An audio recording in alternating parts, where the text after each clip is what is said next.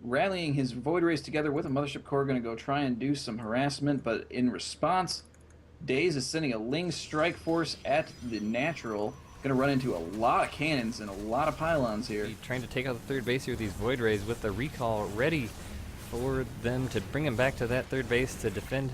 But this is a really strong play that Protoss has been doing lately, using 4 to 5 Void Rays with a Mothership Core for recall to just take out a base and bounce back. Oh my gosh, carriers coming out. Now that is something we don't see every day. Oh my gosh, but Daze moving in at a very vulnerable time. 2 carriers here all by themselves do pull back, and the Hydras can't quite reach them, but only 2 carriers, not going to get a lot done against these Hydralisks.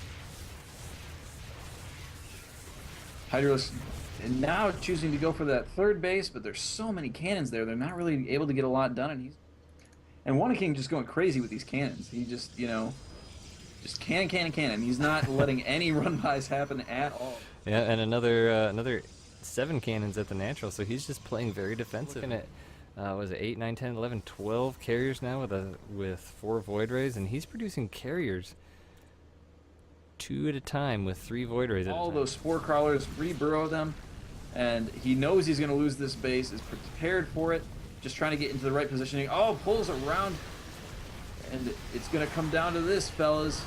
Those Corruptors do not do good against those Void Rays, plus all those Interceptors. Oh my goodness. Daze just getting squashed right now. But as we look in the production tab, it's 27 more Corruptors in production. As so many cannons are queued up to go down at this next expansion that he's taken, he's just spending his minerals on cannons, doesn't even care. And the Void Rays are now coming in as well. Oh, great micro there by OneAKing. All of those Hydras are going to be cleaned up, and the Corruptors are now trying to move in, get something done, but so many are falling. I think half those Corruptors were dead by the time the Mothership Core went down. Can't even make enough units to do runarounds. Targeting down the main, look at how fast that drops. Oh my goodness. I mean, this is just silly. Yeah, I honestly don't know what the answer is for Zerg. I mean, Hydralisk just not able to do anything against all those Interceptors. A lot of the Void Rays going down, that's GG.